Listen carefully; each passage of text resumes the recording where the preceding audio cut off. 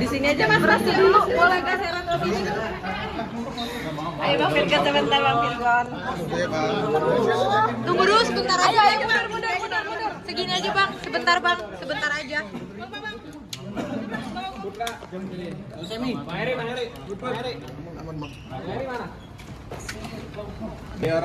Yuk, Kak Virgon sama Mas Kris, mungkin pemeriksaan hari ini seperti apa terkait laporan Inaraka benar terkait illegal akses?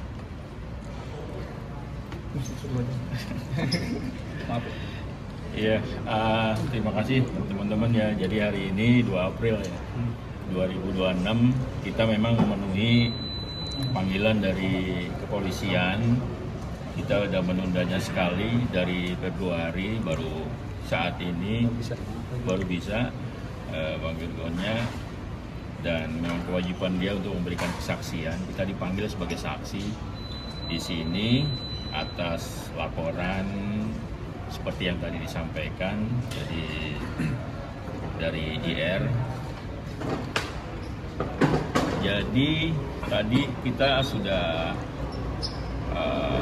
diperiksa dari jam 3 ya.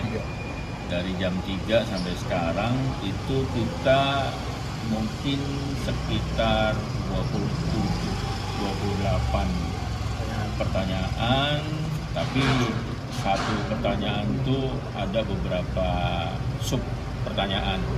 Jadi kalau di total mungkin hampir sekitar 80-an pertanyaan dan sudah dijawab. Jadi pada prinsipnya pertanyaan-pertanyaan yang bersangkutan dengan laporan tentang illegal akses.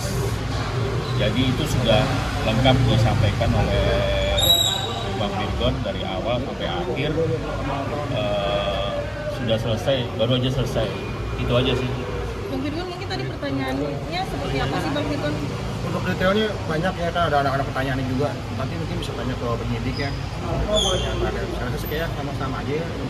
Saksi-saksi yang lain juga mungkin pertanyaannya sama terkait illegal akses yang dilaporkan ibunya anak. Jadi ya mudah-mudahan sih dimudahkan aja semuanya.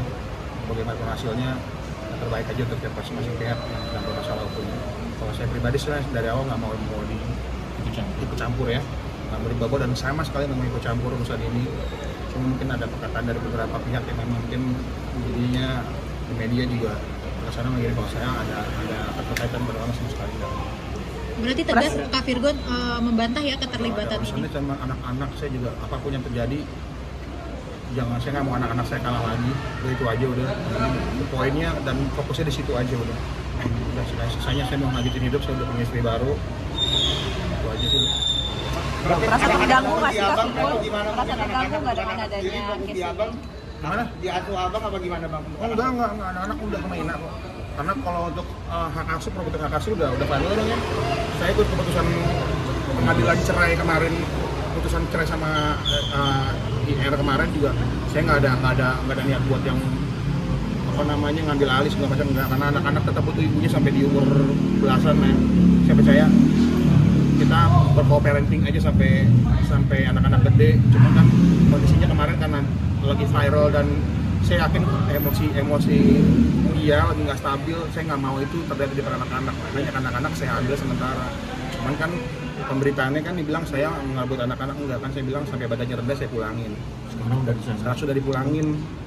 Bang, Kak, ini kan ada juga peluang masih bang buat mungkin damai dan Ina cabut laporan? Damai sama siapa? ini yang laporan illegal akses. Gini. Nggak tahu, Jadi jatahnya saya. seperti tadi sudah disampaikan oleh Bang Virgon. Jadi untuk laporan ini sebetulnya nggak ada sangkut pautnya sama Bang Virgon. Jadinya tadi kan Bang Virgon udah ngomong sendiri bahwa itu tuh di luar kekuasaan dia dan dia tidak tahu sama sekali. Intisarinya seperti, dan itu disampaikan ke penyidik udah lengkap. Jadi kalau ditanyain masalah damai nggak ada hubungannya dengan Virgon gitu loh. Jadi misalnya ada omongan untuk melakukan RJ, ya nggak ada hubungannya dengan Virgon gitu. Karena kan dianya sebatas saksi. Jadi saksi kan nggak ada hubungannya dengan masalah damai, masalah apa. Jadi kalau ada hal-hal yang bersinggungan dengan permasalahan Virgon secara pribadi untuk kasus ini, kelihatannya nggak tepat gitu aja. Kak Virgon, ini kan berlarut-larut ya sejak Februari, sangat mengganggu nggak sih? Apalagi kan jadinya imbasnya juga kena ke anak-anak ya. Banget. Saya pribadi juga keganggu. Dosa-dosa lama saya konkret lagi, ya, bener nggak? Maksudnya nggak ada untungnya buat saya sama sekali gitu maksudnya. Cuman yang saya cemaskan adalah kedepannya jejak digital yang kalian tinggalkan untuk anak-anak saya itu agak, menurut saya agak, itu aja sih saya mohon ya ke teman-teman semua. Saya kan saya nggak pernah ngomong ke kalian ya.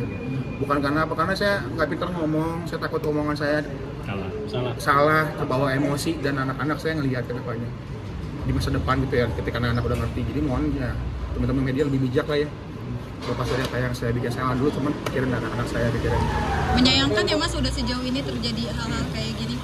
Pastilah, maksudnya udah lah, kalau kayak emang kondisi begitu ya, berarti anak-anak udah kalah 2 kali, jadi saya nggak mau lagi anak depan kalah lagi, itu aja. Untuk sekarang pembagian ketemu anak-anaknya gimana Bang?